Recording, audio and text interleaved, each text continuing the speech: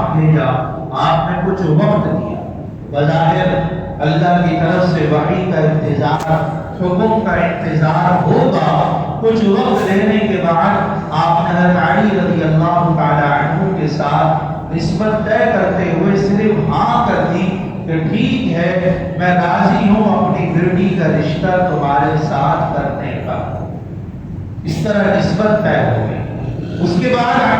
کتابوں میں دیگر واقعات لکھے ہیں کہ علی رضی اللہ تعالی عنہ کو کچھ وقت دیا آپ نے کہ آپ نکاح کی تیاری کیجئے، جس میں آپ کے ذمہ مہر کی ادائیگی اور ولیمے کا کچھ خرچہ۔ بہرحال انہوں نے زیرہ وغیرہ بیچی، کچھ محنت کی، کچھ جد و جہد کی۔ جب ان پیسوں کا انتظام ہو گیا تو آپ علیہ السلام نے فرمایا کہ مدینہ منورہ کے چند خاص آدمیوں کے نام دیے، جاؤ ابو بکر، عمر، زبیر بن عوام، طلحہ، عبد الرحمن بن عوف، اکثر عشرہ مبشرہ حضرات تھے، اور مدینہ منورہ کے کچھ خاص حضرات، جاؤ ان کو بلا کے لے آؤ۔ یہ حضرات مسجد نبوی میں جمع ہو گئے اور آپ علیہ السلام نے اپنی بیٹی کا نکاح حضرت علی رضی اللہ تعالی عنہ سے مسجد میں کر دیا، اور مہر کی رقم مقرر ہوئی 131 تولہ چاندی، 400 درہم اس زمانے کے اعتبار سے، اور آج کل کے اعتبار سے وہ رقم تولے کے اعتبار سے چاندی بنتی ہے 131 تولہ۔ ویسے تو 131 تولہ 3 ماشا ہے، لیکن اسے آسانی کے لیے 131 تولہ کہہ دیا جاتا ہے۔ یہ آپ علیہ السلام نے مہر کی رقم مقرر فرمائی، اور یہ مہر فاطمی کے نام سے مشہور ہوا۔ اور ایک طباق میں چند چھوارے رکھ کر مسجد نبوی میں جو موجود حضرات تھے، وہ چھوارے رکھ کر مسجد نبوی میں تقسیم کر دیے گئے۔ اور اس کے بعد آپ حضرت ام ایمن رضی اللہ تعالی عنہ، جو آپ کی پرورش کرنے والی بھی تھی اور آپ کی ماں کا بھی درجہ رکھتی تھی، کیونکہ پرورش بچپن میں حضرت ام ایمن رضی اللہ تعالی عنہ نے کی تھی، اور آپ حضرت فاطمہ کی اپنی سگی ماں حضرت خدیجہ کا تو انتقال ہو چکا تھا، تو گویا جو آپ کی پرورش کرنے والی وہ نبی کی ماں کے درجے میں تھی، تو نبی کی ماں گویا فاطمہ رضی اللہ تعالی عنہ کی دادی ہو گئی، بڑی عمر کی خاتون تھی۔ آپ نے حضرت ام ایمن رضی اللہ تعالی عنہ سے کہا، جاؤ بیٹی فاطمہ کو علی رضی اللہ تعالی عنہ کے گھر پہنچا کر آ جاؤ۔ یوں حضرت فاطمہ رضی اللہ تعالی عنہ کی رخصتی ہو گئی ہے۔ اور اس کے بعد پیچھے سے آپ علیہ السلام خود بیٹی کے گھر تشریف لے گئے۔ بیٹی اور علی المرتضی رضی اللہ تعالی عنہما دونوں کے گھر۔ آج باپ بیٹی کے گھر جاتے ہوئے شرم محسوس کرتا ہے، رسم و رواج کے عادی ہو گئے۔ آپ علیہ السلام خود تشریف لے کے گئے اور بیٹی سے کہا، بیٹی پیالے میں پانی لاؤ۔ پیالے میں پانی لایا گیا، آپ نے اپنا لعاب مبارک اس میں ڈالا، اور پھر 2 روایت، ایک روایت کے مطابق کچھ اس میں پڑھا۔ کیا پڑھا؟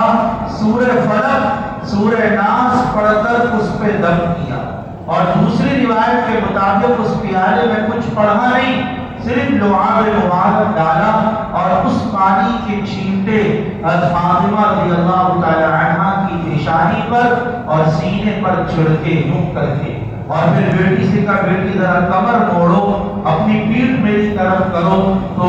کندھے اور پیٹھ کے درمیان پانی کے چھینٹے چھڑکے۔ پھر علی المرتضی رضی اللہ تعالی عنہ سے کہا، تم بھی پانی لے کر آؤ، اور ان کے پیالے میں بھی اپنا لعاب مبارک ڈالا، اور کچھ پڑھا یا نہ پڑھا، دونوں باتیں موجود ہیں۔ اور اس کے بعد صرف علی رضی اللہ تعالی عنہ کی پیشانی پر اور ان کے سینے پر چھڑک کر، ان کے پیچھے پیٹھ کے کمر کے پیچھے پانی نہیں چھڑکا، صرف ان کے آگے والے حصے میں پانی چھڑک کر دونوں کے لیے اللہ سے دعا کی، اے اللہ میں ان دونوں کو شیطان سے آپ کی پناہ میں دیتا ہوں، اور ان دونوں سے جو اولاد پیدا ہوگی اس اولاد کو بھی میں شیطان مردود سے آپ کی پناہ میں دیتا ہوں، اور ان دونوں کی زندگی میں برکت عطا فرما۔ یہ فرما کہ آپ علیہ السلام واپس تشریف لے آئے، اور آپ علیہ السلام نے اپنی بیٹی حضرت فاطمہ رضی اللہ تعالی عنہا کو جہیز کے طور پر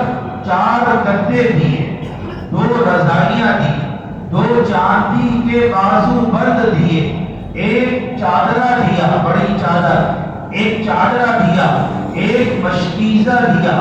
1 پانی پینے کا بڑا پیالہ دیا، اور اس کے علاوہ 1 آٹا پیسنے کی چکی دی، اور بعض روایات کے مطابق 1 پلنگ بھی آپ علیہ السلام نے اپنی بیٹی کو عطا فرمایا۔ اس طریقے سے آپ علیہ السلام نے حضرت فاطمہ رضی اللہ تعالی عنہ کی رخصتی فرمائی۔ اگلے دن حضرت علی رضی اللہ تعالی عنہ نے چند مخصوص لوگوں کے ولیمے کا انتظام فرمایا، اس میں کچھ حلوہ،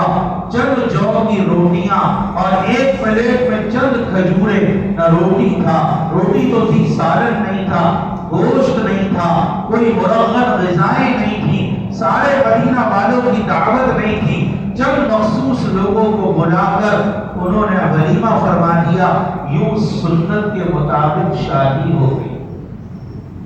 تو یہ میں نے آپ علیہ السلام کی چہیتی بیٹی حضرت فاطمہ رضی اللہ تعالی عنہ کی شادی کی کچھ تفصیل جو مجھے یاد رہی، اللہ کمی پیشی معاف فرمائے۔ تو یہ شادی کی تفصیل، اب اس سے ہمیں چند ہدایات ملتی۔ پہلی بات کہ رشتہ کرنے میں عمر کا لحاظ رکھا جائے، لڑکا اور لڑکی کی عمر میں بہت زیادہ فرق نہ ہو، اور یہ بھی مناسب نہیں کہ لڑکی کی عمر لڑکے سے زیادہ، یہ بھی مناسب بات ہے، کیونکہ اللہ نے جو نظام بنایا مزاج کے اعتبار سے، نظام کے اعتبار سے مرد کو عورت پر نگران بنایا ہے، بڑا بنایا ہے۔ کسی بھی چیز کی بڑائی